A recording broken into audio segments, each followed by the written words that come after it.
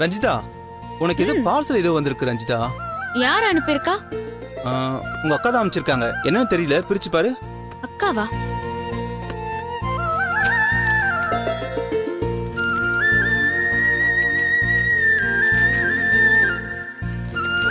பாத்து.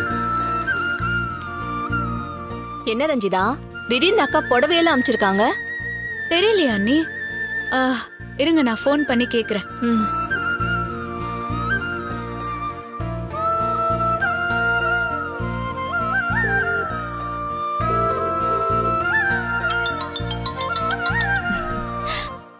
சொல்லுடி, எப்படி இருக்க? தலை சுத்தல் வாந்தி எல்லாம் இப்ப அதிகமா இருக்கா?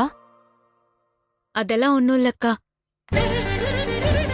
அது எப்படி இல்லாம இருக்கும்? அக்கா, பார்சல் ஏதோ புடவை அனுப்பியிருக்கியே, எதுக்குக்கா?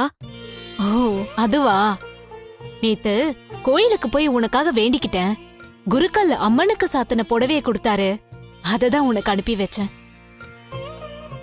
அத நீ அடிக்கடி கட்டிக்கிட்டா அம்மனோட ஆசிர்வாதத்தால உன் வாழ்க்கையில எல்லா பிரச்சனையும் விலகி நிம்மதியா சந்தோஷமா இருப்ப.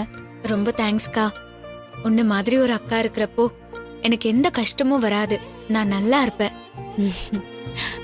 அந்த நம்பிக்கை தாண்டி ரொம்ப முக்கியம். அது சரி, நான் கேட்டதுக்கு நீ பதில் சொல்லவே இல்லையே. உனக்கு வாந்தி தலை சுத்தல்லாம் இருக்கா? அக்கா, எனக்கு ஒரு முக்கியமான வேலை இருக்கு, முடிச்சிட்டு நானே உனக்கு கால் பண்றேன். ஏய் ரஞ்சிதா, என்னாச்சு உனக்கு? ஃப்ரீ தானே இருக்க, எதுக்கு பிஸியா இருக்குன்னு சொல்லிட்டு போனை கட் பண்ற?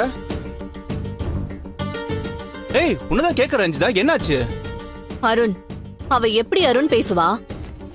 நேத்து கூட அவங்க அக்காவை கோவில்ல பாத்துட்டு பேசாம தான் வந்திருக்கா. பேசலையா? ஏன்? அக்கா கிட்ட பேசுறதுல என்ன பிரச்சனை? அவளுக்கு அவங்க அக்காவை பார்க்கணும் பேசணும்ன்ற ஆசையெல்லாம் இருக்கு. ஆனா அவங்க பேச ஆரம்பிச்சதும் இவ வாழ்க்கைய பத்தி தானே விசாரிப்பாங்க. அருண் எப்ப உன் கழுத்துல தாலி கட்டுவார்னு கேட்பாங்க. இவளால என்ன பதில் சொல்ல முடியும்?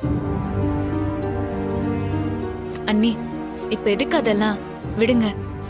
எதுவும் பேசி அருணை சங்கடப்படுத்த வேண்டாம்.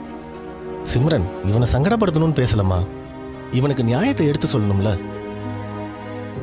இங்க பாரு, உன் கழுத்துல இருந்த தாலியை கழட்ட வச்சதே இவங்கதான். இப்ப அதே காரணமா சொல்லி நீ பொண்டாட்டியே இல்லைன்னு ஓவரா பேசிக்கிட்டு இருக்கிறதும் இவங்கதான். இவங்க எல்லார் வாயும் அடைக்கணும்னா அருண் உன் கழுத்துல திரும்ப தாலி கட்டணுமா? இப்ப நீ நம்ம வீட்டுக்கே வந்துட்ட. இப்ப குழந்தை வேற உண்டாயிருக்கு. இதுக்கு மேலே நீ தாலி இல்லாம இருக்கிறது நல்லா இருக்காதுமா. இங்க பாரு, அருண் உனக்கு தாலி கட்டி ஊரறிய பொண்டாட்டிங்கிற அங்கீகாரத்தை கொடுக்கணும். உங்க அக்காவும் அதைத்தானே எதிர்பார்க்கறாங்க.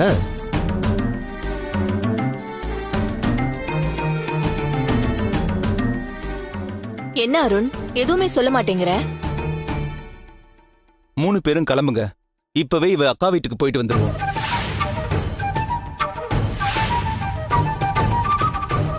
இவளுக்கு வரவுன்னு சொல்லிக்க அவங்க மட்டும் தானே இருக்காங்க. அவங்கள பாக்குறதுக்கு நான் ஒரு தடையா இருக்கவே கூடாது. அருண், அதெல்லாம் சரிதான். அவங்கள போய் பாக்குறதும் நல்ல விஷயம்தான். ஆனா அவங்க ஆசைய அத்தை, அவங்க எதிர்பார்க்கறத இன்னைக்கு நிறைவேற்றி வச்சிடலாம். நாம எல்லாரும் கோமதியை போய் பார்த்துட்டு அவங்களையும் கூட்டிக்கிட்டு கோயிலுக்கு போயிடலாம். அங்க வச்சு நான் ரஞ்சிதாவோட கழுத்துல தாலி கட்டுறேன்.